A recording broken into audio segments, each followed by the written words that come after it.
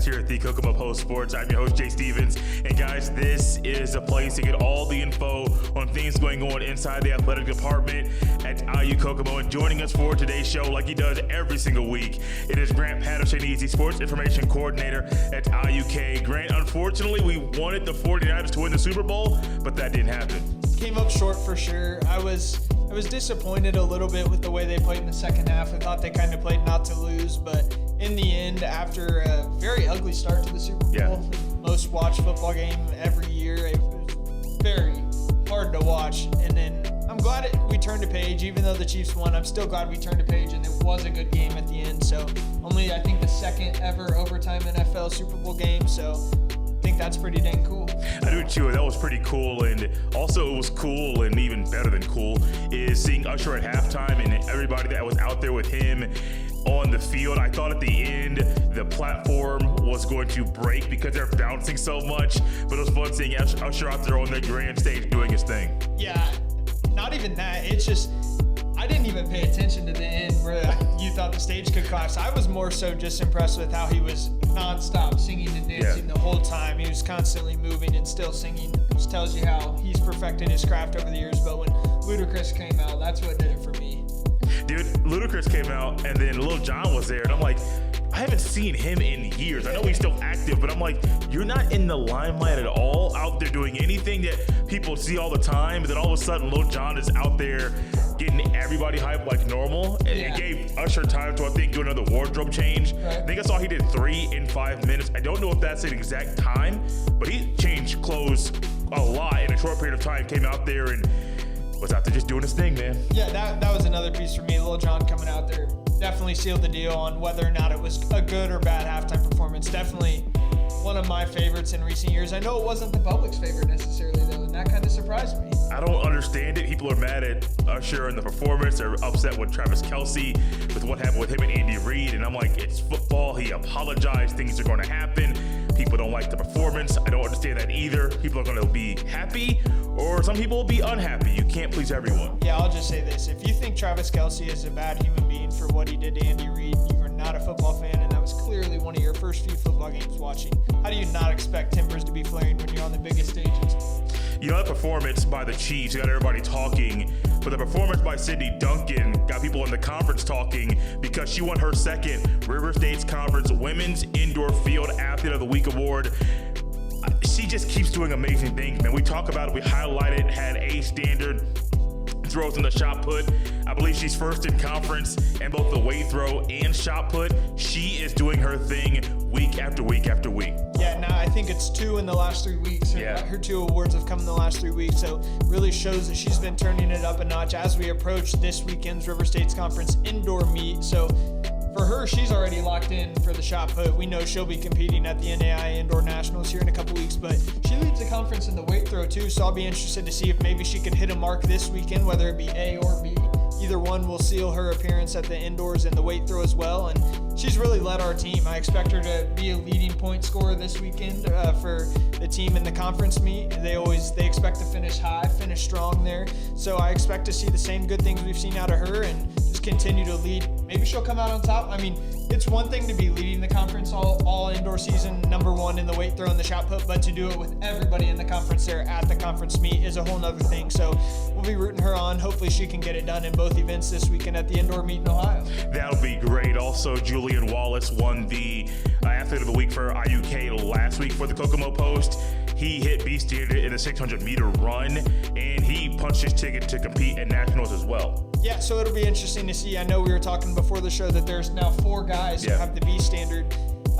And as we talked a few shows ago with head coach Josh Colvin, only 3 men or 3 women can go if there are more than 3 in the B standard. So they'll have to make a decision there. But congrats to Julian, man. A senior, he's been here around a while. He's always been within a couple seconds or a hair of qualifying for the indoor nationals or the outdoor nationals, and to see him finally get it done in his second to last season, considering he's got outdoor season as well coming up, it's an honor for him, especially being a fellow Kokomo grad like myself. Guys, we don't have time to go over all of the records that were broken at the indoor track and field meet from last weekend. It would take Grant and I a long time to go through them. Yeah. Go check out iukcougars.com, I believe is the website. Yep. Nolan Talley does a phenomenal job of post-match meet write-ups, and he's not only a coach, he's also a student, so there's a lot that goes into his busy schedule. Thank you, Nolan, for what you do. But also, iukcougars.com is not only the place to figure out what's going on with the men's and women's indoor track and field teams, but also you can go there to figure out and find out the upcoming sports and what sports starting next. That's women's tennis. That starts this week. Yeah, I'm super excited for them. I mean, we've touched on it earlier in the show when we were a little bit earlier in these year's shows. So we've known that they were going to have a home-heavy schedule. It's finally about time to kick that into gear. So I'm excited. I think they only played 2 or 3 away matches, but not including the River States Conference tournament. So super excited for our fans and community members to be able to see them in person multiple times this year. I think they have upwards of nearly 10 matches this year at home. So most of those matches will be played here in Greentown at the Howard County Indoor Tennis Center. Some will be played at Taylor High School, but as Jay just mentioned, make sure you stay on iukcougars.com and you'll find out where these matches are taking place and what time. Let's go back a little bit to last week. Got to watch a couple really good basketball games versus IU East last Tuesday. I had the privilege to go out there last week and watch both the women play and the men play. Both teams ended those games victorious. The men won 81-72. The women won 73-71. You were there, I was there. I'll get to my thoughts in a second. What stood out to you from the women's game when they won that game by 2 points? For me, it was the grit and the grind, and I want to give a big shout out to Coach Lisa Pfluger. She came up to me. I sit right next to the bench doing stats, and she came up to me at halftime, at the conclusion of halftime, and she said something along the lines of, "This is going to be one hell of a comeback." Like she kind of uttered it into existence. Like she was very confident in her squad, and I want to make that clear. That's how much confidence she has in her squad to get the job done, especially when things aren't going well. We were struggling. Not sure what we were down at halftime. Can't necessarily remember, but I know we were down double digits early on in that game.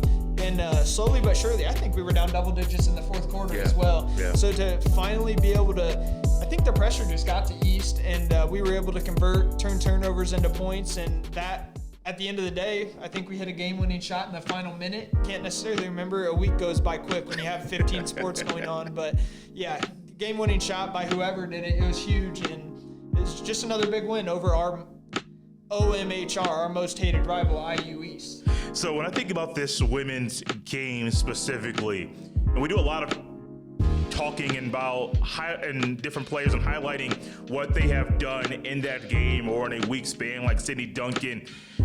This game is not one about one player or one coach. It's a collective group. This team this year has already more than doubled their win total from a year ago. Interim head coach Lisa Pfluger has done a phenomenal job of rallying the troops and getting this team to fight. And that word grind was actually in my mind before coming into the office today in regards to how I would describe that win. But for that team to have 7 wins right now and only 3 a year ago, hats off to these young women for grinding out another win, but also for really working together and building chemistry and having it in a tough game like this be put on Front Street and on full display for everyone to see. You win that game against a good team by 2 points, 7 wins, when a year ago it's 3. Congratulations to you. Yeah, super proud of that group of women and the coaches as well. But I think the 7 wins, the 4-win improvement, 5-win improvement, whatever it was, it just speaks to the camaraderie. Yeah. And finally, these girls realized what it was going to take to get the job done. And that's when we were all working together, we're at our best. Yeah. And I think that's why we've been successful in conference play this year. We've been able to greatly improve our wins there. So, as I said, just when we work as one, I've said this on pretty much every show that we do here, when our teams work as one, the sky's the limit, and I think we're finally starting to realize that on the women's basketball team, so that's been good to see this winter. That men's game, that was right after the women's game here. The men ended up winning that game 81-72. And Grant, I'll go first. Last week we talked about Joseph Anand Jr. and how he was phenomenal. And I think it was a week ago, I forget the opponent, but he was phenomenal, 16 points off the bench. This time he ends up scoring 22 points off the bench, 8 of 9 scoring, 8 of 9 shooting from the field, 8 rebounds. And he's just one of the guys, the numerous Cougar players that stepped up in a big way. I knew something was different before the game because I've been to a few games. I've seen how they act and interact with each other and the intensity or maybe lack thereof in pregame warmups. Not really. I don't care if you're not intense in warmups. Don't care until the ball goes up and the game is tipped off.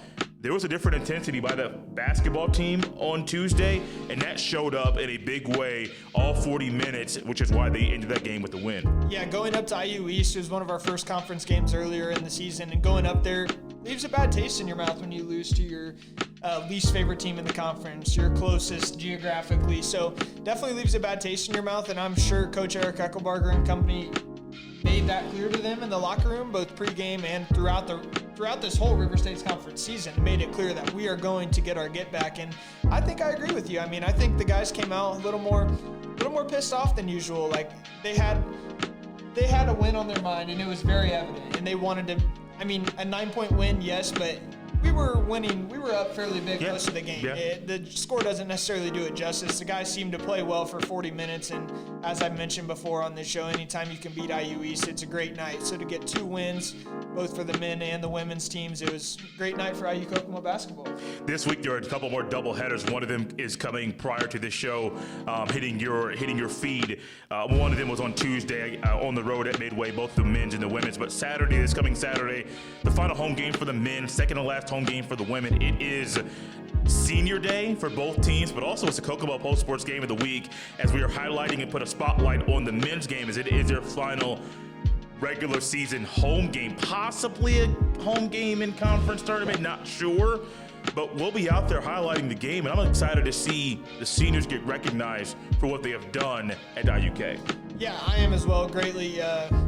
I know we have multiple seniors on each squad, and they all deserve the recognition that they're going to get Saturday, and they, quite honestly, they deserve more than that.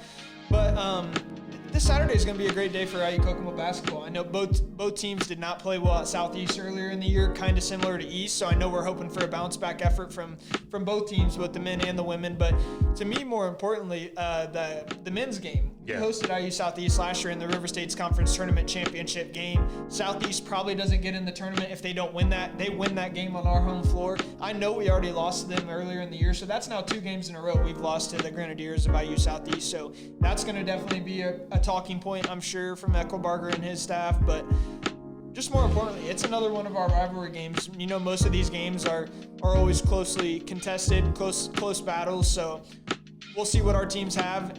I know they'll be emptying their tank, considering it's their last home game. Besides the women, they'll be at home again next Tuesday. But these seniors' final time to play in front of the home crowd at IU Kokomo and Student Activities and Event Center. So we ask that you come out and support these seniors and also support the Kokomo Post and the Kokomo Post Game of the Week.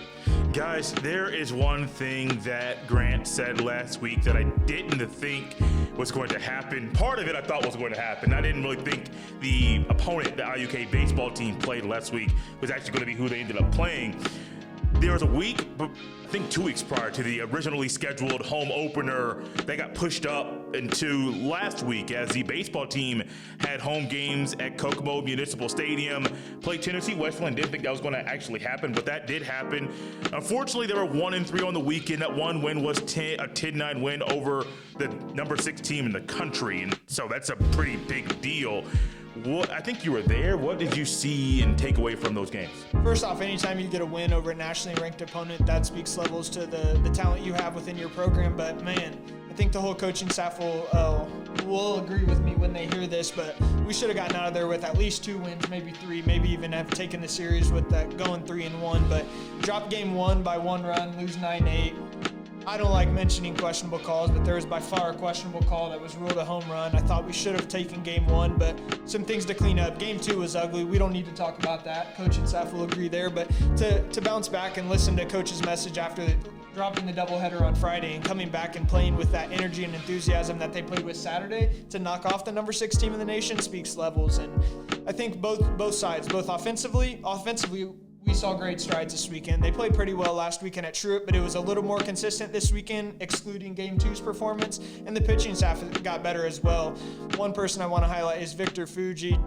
I'm probably butchering the last name. We haven't gotten to the bottom of that last name debacle, but man, he's been dynamite this year. He's thrown 3 1/3, 2 1/3 at Truett McConnell 2 weekends ago, and then this past weekend he shut the door on Tennessee Wesleyan in Game 3 to really get us that victory, and that gave us energy going into Game 4. Yeah. You win Game 3, you know we can even the series, split a series with the number 6 team in the nation and a well-respected head coach in Billy Berry. So arguably, we should have taken Game 4 as well. I think Game 4 is much more clear than Game 1. We had a lead going into the bottom of the 6th innings, considering we were the visiting team in Saturday's game. So, had a lead going into the 6th inning. Tennessee Wesleyan puts up a 4 spot, and we're unable to overcome in the top half of the 7th. But still, I liked our compete level. Coach Drew Brantley will speak to that as well. He echoes my sentiments, I'm sure. We talked about that earlier in the week, but overall, anytime you get a chance to play the number 6 team in the nation and take one game, that's a stepping stone. But also, we got the number 6 team in the nation from the southern half of the U.S. to come north in February. That doesn't happen often, and I'm not sure it's ever happened in their coach's career. Billy Berry, he's an NAIA coaching legend, been there 17 years. So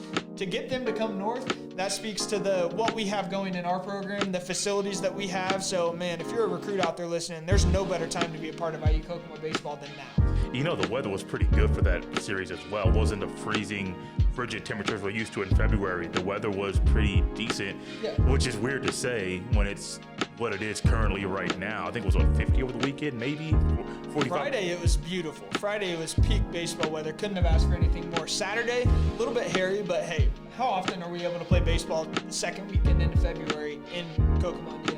Yeah, I wouldn't have guessed that at all. I would have assumed that it would have been another trip down south. And I do believe they're actually going down south this week.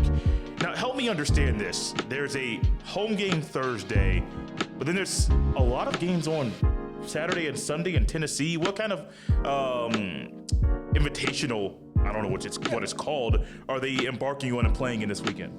Yeah, so Thursday has nothing to do with the weekend. Just picked it up, a little midweek action against Trinity Christian College. That'll be their first game of the year, so we'll get the first hack at Trinity Christian, the Trolls, a unique nickname in the NAIA. So hopefully we can go into the weekend with some momentum, going in there on a high after winning Thursday's game. They'll head down there Friday to the Memphis area in Millington, Tennessee, and it's really just a round robin. Nobody will get crowned a winner of the Invitational or anything, but we'll go down there and play 4 games against non-conference foes: IU South Bend, St. Xavier, Rochester, and UNOH. So we'll be playing CCAC teams, the Chicagoland teams, as well as some WAC teams in the Wolverine Hoosier Athletic Conference. So really it's just a chance to play teams fairly local to us, all within a few hours, but most of the time we can't bank on the weather being good, and it's not going to be good here this weekend for baseball. So they'll be down in Tennessee at a beautiful complex, the USA Baseball Complex. So great opportunity for our guys to get better against quality competition, and probably some guys that they've competed against throughout their careers, considering that they're from teams somewhat local to us. So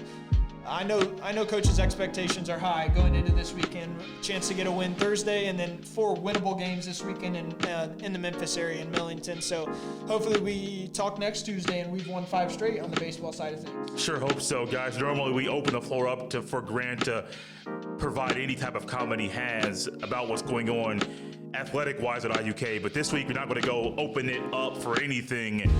What are your thoughts about women's tennis opening up this season?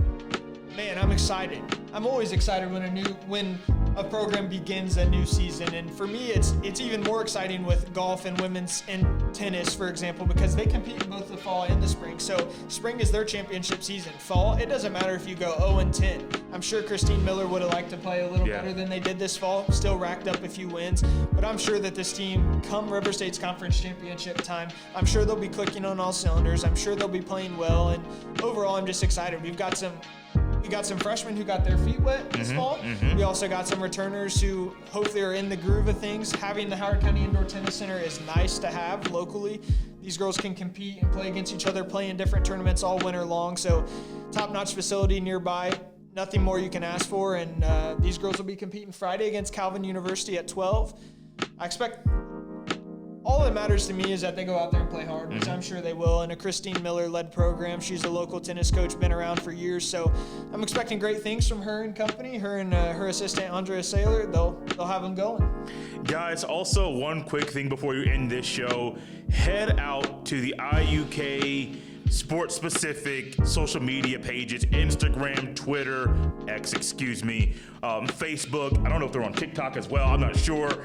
But head out there and follow them on those. I follow them all over the place. And as one new one comes across my feed, and maybe I thought I hit it, maybe I didn't. Sure. I will go ahead and follow that one as well. It's a great way for you to get insight on not only the games and the matches and the meets that they're participating in, but also when players commit to play or run in a sport at IUK in the future, they're highlighting those too. So not only go to IUKCougars.com, but also check out the socials for the different IUK athletic teams, but also the athletic department as well. It's great, a lot of good stuff coming from IUK. I really appreciate Grant coming on the show once again, my partner here on the show, and he's the sports information coordinator at IUK. This has been the Cougar Cast. We'll see you next time.